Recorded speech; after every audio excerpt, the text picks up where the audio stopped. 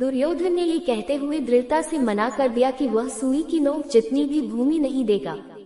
इस प्रकार महान युद्ध के लिए मंच तैयार किया गया था, जिसके लिए महाभारत का महाकाव्य सबसे अधिक जाना जाता है। महाभारत इंद्रप्रस्थ को पांडवों के घर के रूप में दर्ज करता है, जिनके कौरवों के साथ युद्धों का वर्णन है। मौर्य काल के दौरान इंद्रप्रस्थ को बौद्ध साहित्य में इंद्रपट के नाम से जाना जाता था। इंद्रप्रस्थ का स्थान अनिश्चित है, लेकिन वर्तमान नई दिल्ली में पुराना किला अक्सर उद्धृत किया जाता है और 14वीं शताब्दी सीई के रूप में पुराने ग्रंथों में इसका उल्लेख किया गया है। नाम का आधुनिक रूप इंद्रपत 20वीं सदी की शुरुआत में पुराना किला क्षेत्र में लागू होता रहा। प्राचीन भारतीय स्थान नामों के एक अध्ययन में माइकल वित्सल इसे संस्कृत महाकाव्यों में से कई स्थानों में से एक मानते हैं, जिनके नाम आधुनिक समय में रखे गए हैं, जैसे कौशाम्बी कोसम।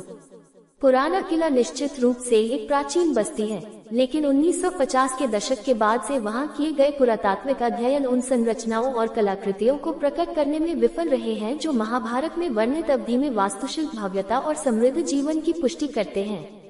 इतिहासकार उपिंदर सिंह ने नोट किया है कि अकादमिक बहस के बावजूद आखिरकार पांडवों या कौरवों के कभी रहने के बारे में निर्णायक रूप से साबित करने या अस्वीकार करने का कोई तरीका नहीं है। हालांकि यह संभव है कि प्राचीन शहर का मुख्य हिस्सा अभी तक खुदाई से नहीं पहुंचा है, बल्कि पुराना किला के दक्षिण में सीधे फैले बिना खुदाई वाले क्षेत्र के अंतर्गत आता है।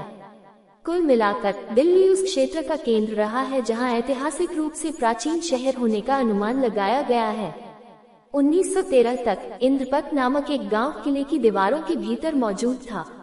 2014 तक भारतीय पुरातत्व सर्वेक्षण पुराना किला में खुदाई जारी रखे हुए है। इंद्रप्रस्थ को केवल महाभारत से ही नहीं जाना जाता है। पाली भाषा के बौद्ध ग्रंथों में इसका उल्लेख इंद्रपट या इंद्रपटन के रूप में भी किया गया है, जहां इसे कुरु साम्राज्य की राजधानी के रूप में वर्णित किया गया है, जो यमुना नदी पर स्थित है। बौद्ध साहित्य में हथिनीपुरा, हस्तिनापुर और कुरु साम्राज्य के कई छोटे शहरों और गांवों का भी उल्लेख है। इंद्रप्रस्थ ग्रीको रोमन दुनिया के लिए भी जाना जा सकता है। ऐसा माना जाता है कि दूसरी शताब्दी सीई से टोलेमी के भूगोल में इसका उल्लेख इंदबरा शहर के रूप में किया गया है, जो संभवतः प्राकृत से लिया गया है इंदबत्ता के रूप में, और जो शायद दिल्ली के आसपास के क्षेत्र में था। उपिंदर सिंह 2004 इंद्रप्रस्थ के साथ इंदबारा के इस समीकरण को प्रशंसनीय बताते हैं। नई दिल्ली के रायसीना क्षेत्र में खोजे गए 1327 सी के एक संस्कृत शिलालेख में इंद्रप्रस्थ को दिल्ली क्षेत्र के एक प्रतिगत जिला के रूप में भी नामित किया गया है।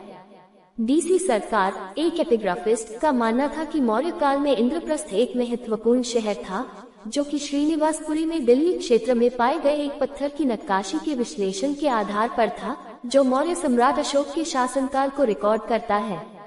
सिंह ने इस व्याख्या पर संदेह जताया है, क्योंकि शिलालेख वास्तव में इंद्रप्रस्थ का उल्लेख नहीं करता है, और यद्यपि महत्वपूर्ण स्थान निश्चित रूप से शिलालेख के आसपास स्थित होना चाहिए, वास्तव में ये कौन सा था और इसे किस नाम से जाना जाता था, निश्चित नहीं है। इसी तरह एक लौह स्तंभ जैसे अवशेष जो अशोक से जुड़े हुए हैं, निश्चित रूप से ऐसे नहीं है। उनकी रचना असामान्य है और शिलालेख स्पष्ट है।